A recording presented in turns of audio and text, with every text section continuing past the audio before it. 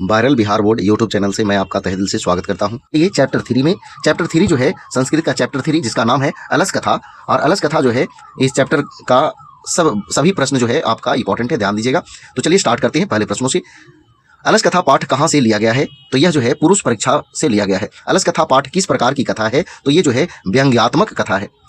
अलस कथा पाठ में किस दोष का वर्णन है? तो इसमें आलस्य यानी मतलब आलस का वर्णन है। कौन आलस्य का बहाना बनाता है? तो धूर्त व्यक्ति जो है आलस्य का बहाना बनाता है। आगे देखिए,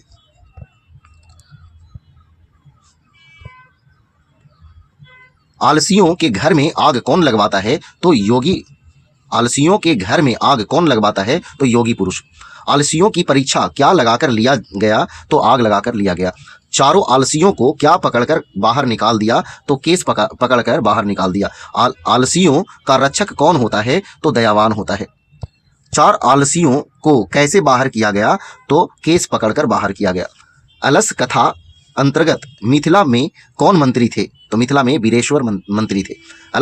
अलसशाला में आग क्यों लगाई गई?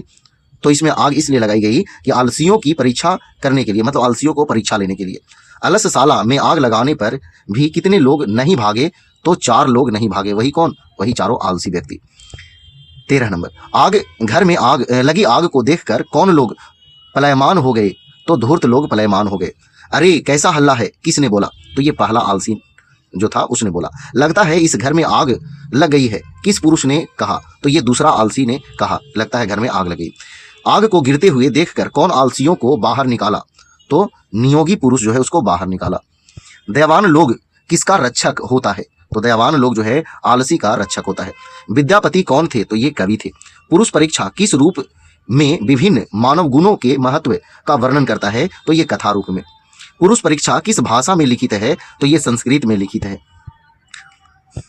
आगे देखिए, पुरुष परीक्षा क्या शिक्षा देती है? तो दोष निराकरण का शिक्षा देती है। बनावटी आलस्य दिखाकर कौन भोजन ग्रहण करते हैं? तो धूर्त व्यक्ति। स्थिति सौकार्य मूला ही के न धावंती जंतव, यह उक्ति किस पाठ से लिया गया है? तो अलस कथा पाठ से लिया गया है। वीरेश्वर कौन था? तो वीरेश्वर जो है मिथिला का मंत्री था। संसार में बच्चों का सच्चा रक्षक कौन है? तो उनके माता है। सच्चा रक्षक जो है उनकी माता है। पुरुष परीक्षा के रचनाकार कौन है? तो विद्यापति हैं। पुरुष परीक्षा ग्रंथ में किसके गुणों का वर्णन है? तो मानव के गुणों का वर्णन है। मैथिली भाषा के कवि कौन थे? तो मैथिली भाषा के कवि जो है विद्यापति थे। पतिरेव गति है करुणिक बिना किस पाठ से लिया गया है? तो ये अलस कथा पाठ से लिया गया है। स्त्रियों का रक्षक कौन होता है? तो उनके पति होते हैं। पति किसका रक्षक होता है? तो स्त्रियों के रक्षक होता है। बच्चों का रक्षक कौन होता है? तो बच्चों का रक्षक उनकी माता होती है।